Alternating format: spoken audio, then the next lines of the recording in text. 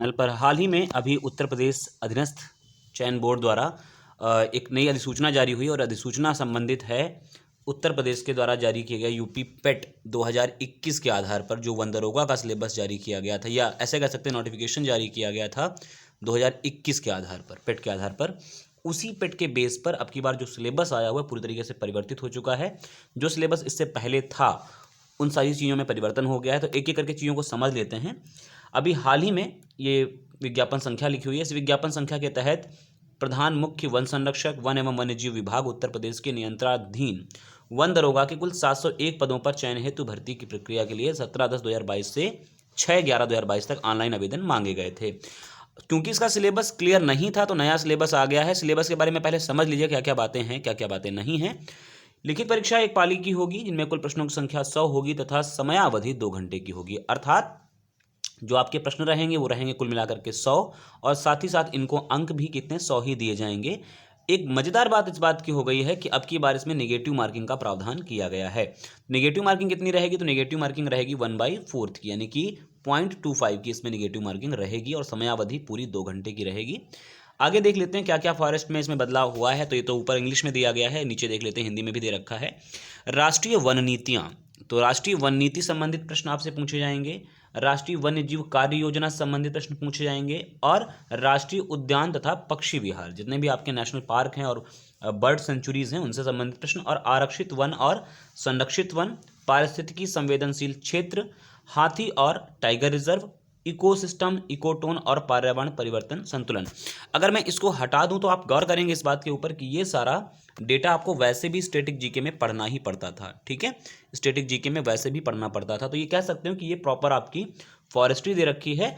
इसके बाद आपका इकोनॉमी, इसका इन्वायरमेंट का सेक्शन शुरू होता है। कौन कौन से क्वेश्चन है देख लीजिएगा। इकोसिस्टम, इकोटोन और पर्यावरण परिस्थितिकी संतुलन, वन संरक्षण कितने अधिनियम है, ये सबसे इंपॉर्टेंट टॉपिक पूरे पेपर के लिए रहेगा। एक तो वन संरक्षण अधिनियम, भारतीय वन अधिनियम और वन्यजीव संरक्षण अधिनियम।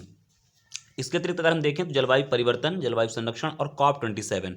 अभी आपको पता है COP27 का आयोजन मिस्र में किया गया था। तो एक एक पॉइंट इसका आपके लिए इंपॉर्टेंट हो जाएगा कि क्या क्या बातें क्या क्या हैं, क्या क्या नहीं है। कार्बन डेटिंग, तो इतना होने के बाद आप गौर करें, आप सिलेबस बदलेगा, फिर से बदलेगा, सिलेबस बदल रहा है और गौर करें इस बात के ऊपर कि मृदा और आर्द्रता संरक्षण, वनीकरण और कृषि वानिकी, वन बंदोबस्त, वन भूमि, राजस्व अभिलेखों में नामांकन, वन आपदाओं की चुनौती और रोकथाम। तो कहीं कहीं आपको ऐसा लगेगा जैसे राजस्व लेखपाल में एक प्रॉपर राजस्व के लिए डेटा होता है, उसी तरीके से वन संबंधित जितना भी डेटा रहेगा वो इसमें दिया हुआ है। अन्य चीज़ों की अगर मैं बात करूँ तो सिलेबस थोड़ा सा वास्ट है, लेकिन ये कह सकते हैं कि जो चीज़ें पहले आती थी, रीजनिंग आती थी, हिंदी आती थी और जीएस का जो सिलेबस था, इन सब चीज़ों को एक झटके से हटा दिया गया और नया एक सिलेबस, हालांकि जीएस ही कहूँगा, और इसको ऐड किया गया। आगे हम देख लेते हैं क्या क्या और इंपॉर्टेंट बातें हैं।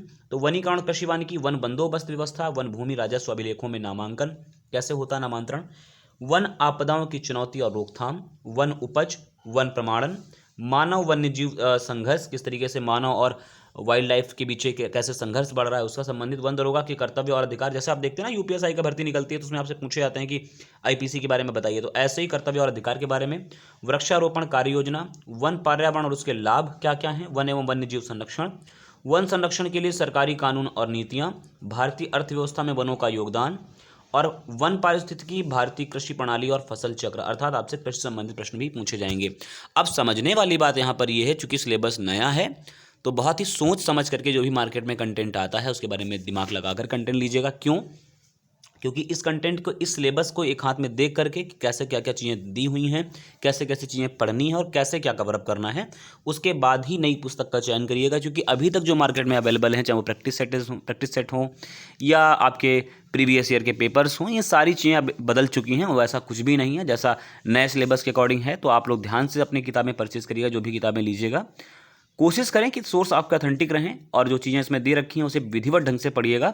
ऊपर का जो पोर्शन है मैं मानता हूं कि वो मैक्सिमम आपका जीएस लूसेंट वगैरह से कवर अप कर लेंगे आप, लेकिन नीचे का जो डेटा है वो बहुत नीतिगत बदलाव है उनमें। अगर आप फॉरेस्ट्री देखेंगे तो फॉरेस्ट्री बहुत जगह से आपको नहीं पढ़नी पड़ेगी।